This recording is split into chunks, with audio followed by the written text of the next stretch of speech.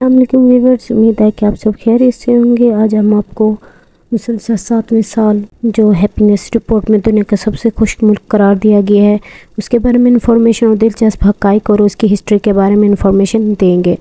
Messi story YouTube channel میں آنے کے لیے پھر سے خوش آمدید۔ مسلسل 7ویں سال فن لینڈ کو اقوام متحدہ کی ورلڈ ہیپینس رپورٹ میں دنیا کا سب سے خوشحال ملک قرار دیا گیا ہے۔ نورڈک قوم طویل عرصے سے اپنی سونا ثقافت کے لیے جانی جاتی ہے، لیکن فن لینڈ کی پائیدار بہبود گرم ٹھنڈ سے آگے ہے۔ کچھ فنوں نے پریس کو بتایا ہے کہ ان کے شہری اور اس قدر خوش نہیں ہیں جتنا کہ ان کے پاس موجودہ چیزوں سے مطمئن ہیں، اور یہ کام کی زندگی میں توازن اور ریاست کی مالی اعانت سے چلنے والی تعلیم، بچوں کی دیکھ بھال اور صحت کی دیکھ بھال آبادی کے مجموعی مثبت ذہن کے لیے بہت زیادہ اہم ہے۔ براعظم یورپ کے شمال میں واقع ہے۔ اس کی کل آبادی 55 لاکھ ہے، جس میں سے 2 لاکھ افراد غیر ملکی ہیں جو دوسرے شہروں سے اور ملکوں سے آ کے یہاں رہ رہے ہیں۔ ٹوٹل ان کی خود کی جو ہے وہ 53 لاکھ آبادی ہے۔ اس کے جنوب میں خلیج فن لینڈ، شمال میں ناروے، مشرق میں روس اور مغرب میں سمندر اور سوئٹزرلینڈ موجود ہے۔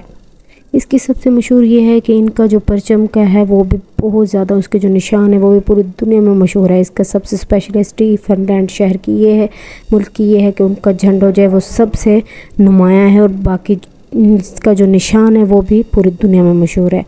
1991 میں روس کے زوال کے بعد 1947 میں ایک جو معاہدہ ہوا تھا، اس معاہدے میں اسے جو تبدیل کیا گیا تھا کہ 2 ملکوں نے اس بات پہ اتفاق کیا تھا، اس بات پہ انہوں نے ایگریمنٹ کیا تھا کہ اپنے تنازعات، اپنی جنگیں ختم کر کے مسئلے مشاورات سے حل کرنے چاہیے۔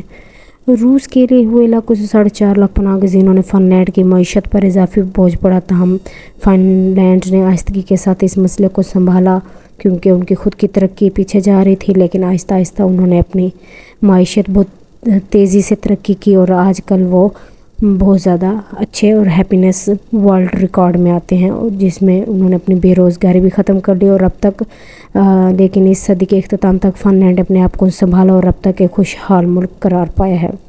دوسری جنگ عظیم سے پہلے فن لینڈ کا ایک اہم پیشہ زراعت کا تھا۔ 1945 کے بعد میٹل ورک اور الیکٹرانکس صنعتیں، انجینئرنگ، ابھی بھی فن لینڈ اپنے دوسرے ہمسائے ممالک کے ساتھ اس آمدنی کے بارے میں ٹمبر یعنی لکڑی کا کام بھی کر رہا ہے۔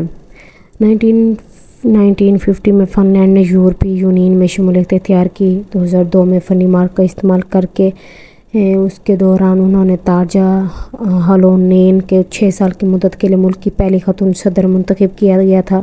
اس سال ہیلسنکی کی 450ویں سالگرہ منائی گئی۔ 2006 میں ہونے والے دوسرے صدارتی انتخابات میں بھی انہوں نے کامیابی حاصل کی اور دوسرے اور آخری دور صدارت کے لیے بھی عہدہ سنبھالا۔